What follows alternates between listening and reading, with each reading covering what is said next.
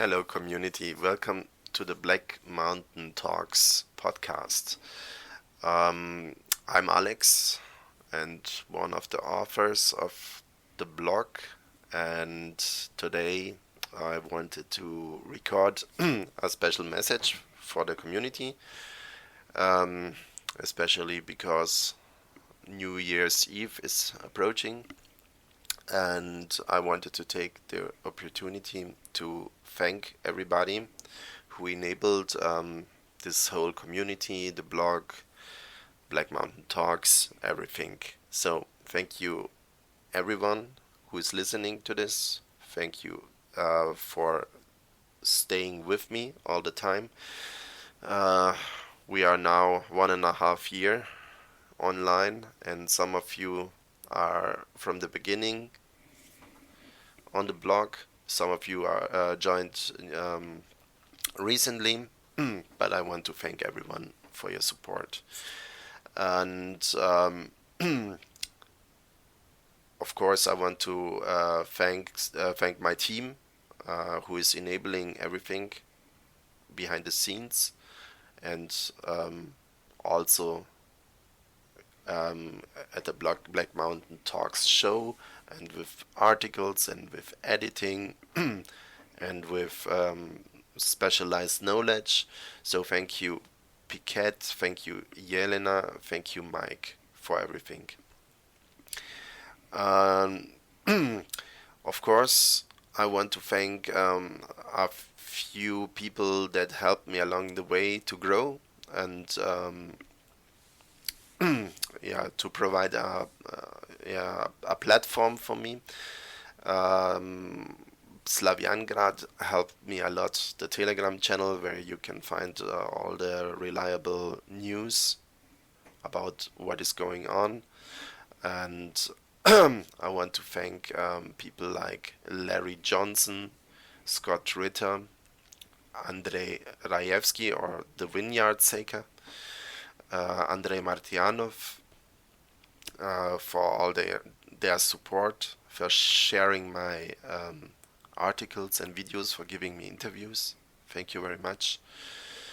And Yelena and we are working behind the scenes extensively to schedule a lot of interviews on Black Mountain Talks, a lot of regular interviews that will be like every week, like every Monday, like every month. So we are currently in the discussion with a lot of people, a lot of experts of geopolitics, of economics, of military, of intelligence, of culture, technology, and yeah, I think it will be a great show.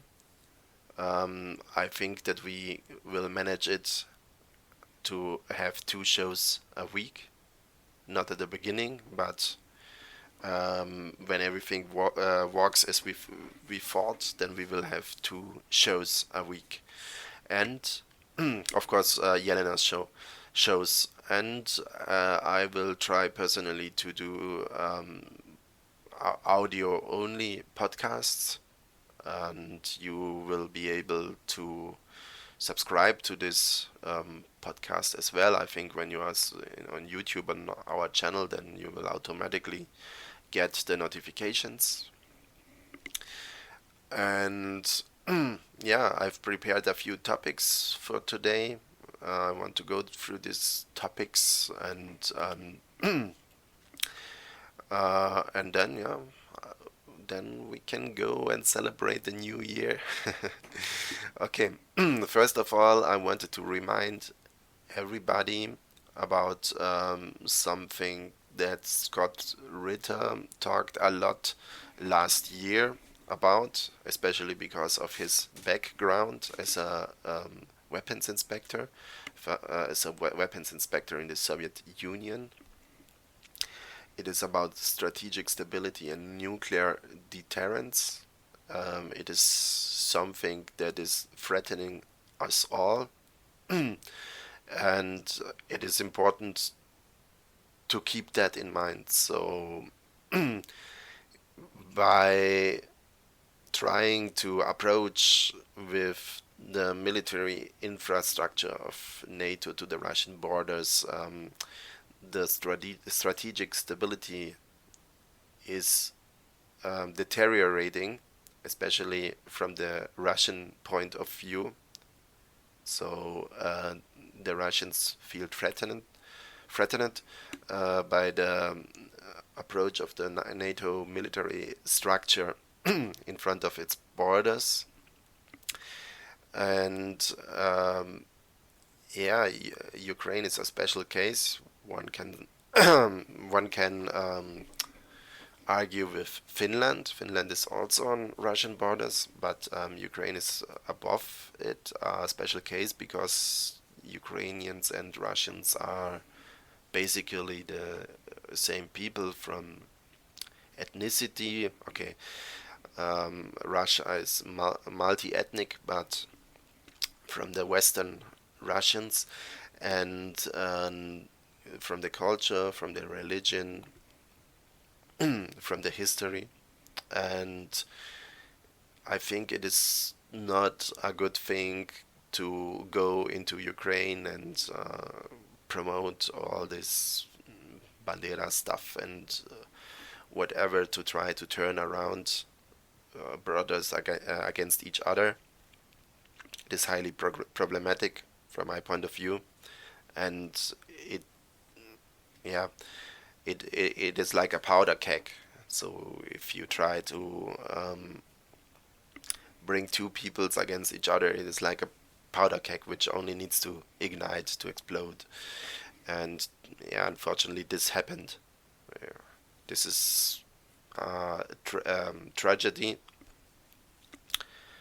and now, yeah, I hope that it will end as soon as possible. Um, but let's come back to the strategic stability and nuclear deterrence.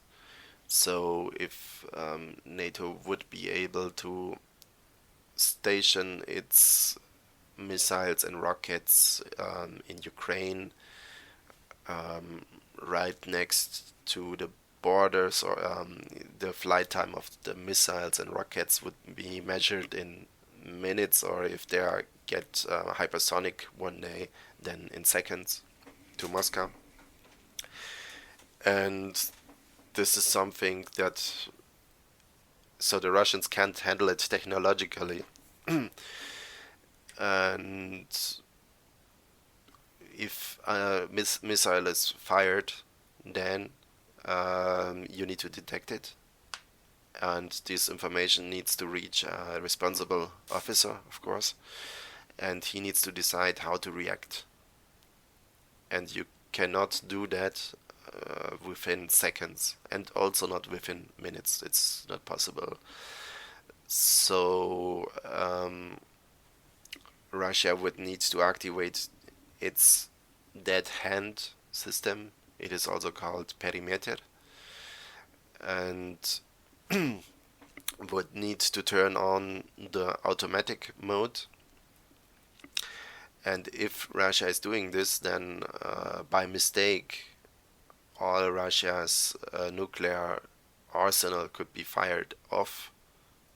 For example, if this system is mistaking a bird swarm or a weather balloon or a civil rocket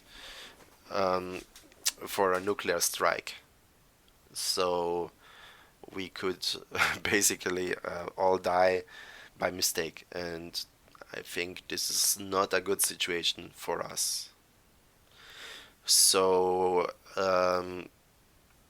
I think it is maybe in the interest of all people to not have the NATO infrastructure in the close proximity of the Russian borders. I think if Ukraine would have stayed neutral as it was, um, nothing would have happened. Russia could have traded with Ukraine. Europe could have traded with Ukraine, the Americans as well, and no war would be needed. And now we are where we are. It is a very unfortunate situation, but we always need to keep in mind the strategic stability. It was essentially killed with the NATO entering Ukraine. The strategic stability was gone with this event, and the nuclear deterrence wasn't able to fulfill its obligations anymore because of the lack of the reaction time. Yeah, we mustn't forget that. I think this is one of the main factors why Russia reacted as it did. Apart, of course, from um, not letting to establish how to say a Bandera regime right on its borders, especially after what happened in World War II to the Russians, and especially let fraternal people become, yeah, Bandera followers. This is something that Russia would never have allowed. And I think everybody knew that this is nothing unexpected what happened. So, okay, um, let's go on. The next topic is the Ukrainian the so-called counter-offensive. Uh, I wrote about that extensively. And at a certain point of time, I stopped to write detailed analysis about what is going on, why we all at Black Mountain Analysis do not support what is going on there. This massive loss of lives between um, brothers. This is something that we, of course, do not support, nor we want it. And I think the Slavic members even less here in the team because yeah, these are our people, and some of us experienced similar situations um, during the Yugoslav wars. Mike fought there. Um, I experienced some things as a child there,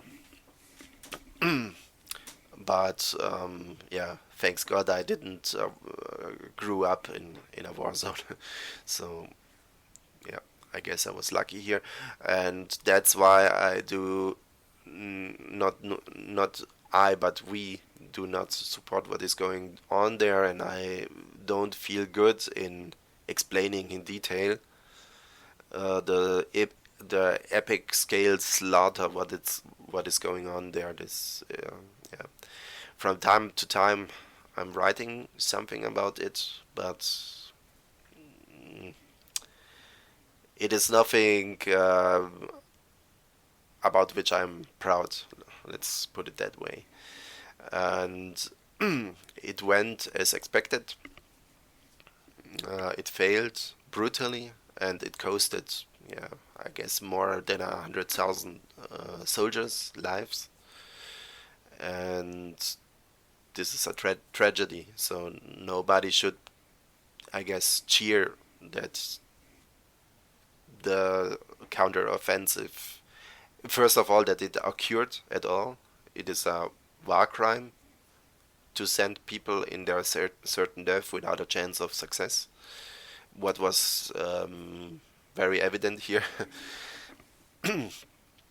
And second, yeah, that people die who are forced into their death. Yeah, of course, there are a lot of nationalists, and I guess that they are get what they wanted. Let me put it that way. But I think most of the people are manipulated or forced into this slaughter, and this is nothing good. So, and this leads me to the next point, to the Ukrainian mobilization, which has been going on, which is now even getting worse if it succeeds. I do not want to predict anything. I think the Ukrainians managed to forcibly mobilize more people than I thought that they could at the beginning of the war. So um, I don't want to make any predictions whether this new 500,000 army can be mobilized or not. Perhaps it can. I think rather not, but as I said, I thought that in the past as well, and yeah, still they managed it. Let's hope that they won't be able to do this mobilization for the sake of these people, of their for the sake for their lives. The last thing that we want is to wish for the death of these people. The opposite is the case, and it is outright a war crime. So the Russian army is growing by the day, it's getting better by the day, it's getting experienced and technologically advanced with new and better weapons and technologies and everything. And at the Ukrainian side is the opposite the case, um, which means that it is only a mathematical question when the Ukrainian army is going to collapse. And behind this background, it is a huge war crime and crime against the humanity to keep the Ukrainians fighting, because there is no chance for success. And this is simply sending them into their death and for no purpose. So if they could achieve something, it would be another case, I guess. And I would like to take Syria as an example. The Syrian people made huge sacrifices in human lives, but they did it with a prospect of winning and at the end they won. Yeah, they won with Russian and Iranian and Hezbollah support and assistance, but at the end they won. So their sacrifice was not in vain. And the opposite is the case in Ukraine. Ukraine has the support of the whole world and is losing epically. No, it is not losing. It has already lost, and now the remaining mobilization reserves are going to be fed into this, and this is a crime. It should not happen. These lives should be preserved from my point of view. And the worst thing that can and will happen to the Ukrainians after they stop fighting would be they get Russian salaries, Russian pensions. Their cities becoming rebuilt because Russia is obliged to do this. If they are join Russia, of course, they get employed and all the social benefits and everything. I think this is not a bad outcome. And what is now happening is, yeah, death, and that's not good. I mean, as I told you, I'm a Slav, and the last thing that I wish for is exactly this war and these deaths. I hope that it will end as soon as possible and that peace will come. Yeah, I guess this is my wish for the new year. Peace in this conflict. Right. Okay. Let's move on. The next thing is I wrote recently about it. This seized Russian reserves in Europe. Now there are talks that these reserves actually are going to be seized and sent to Ukraine um, because of the lack of their own funds and monies and yeah, and I guess this is a very bad thing for us Europeans. I am a European, and this this is not a very good outcome because if this happens, it will um, be a major blow to the yeah, European investment environment. I think that foreign investors will not invest any longer the amount of money that they did until now. And I think that they will withdraw money and investment from Europe. And this is absolutely a catastrophe because I think we have more than enough trouble currently. We are struggling with a lot of problems currently. And another blow like this is really not good for us. I think we should not do this. Not out of political considerations, but solely out of humanitarian considerations for us Europeans. But eventually it could happen. Let's hope it will not happen. Yeah, then let's move on. The next topic is the Economics and Empire series. Either it is already released when you hear this podcast, or it will be released within a few hours, I guess. Yeah, my final chapter of it, Economics and Empire 6. I hope you will like it. I hope you liked the whole series. It took me a lot of time for researching and for writing, so I really hope that you liked it. And what I can say is it was the, let's say, the strategic framework um, that I laid out here. And going forward, we will go now through or we will focus more on the current events within this framework. So,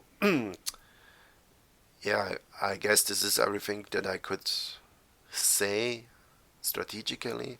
If something changes, I will of course write about it, but that's it now for now from a strategic point of view. Yeah, and as I said, in 2024 we will go through more focused, more specialized, and yeah, short articles about current events in terms of geopolitics, economics, and yeah.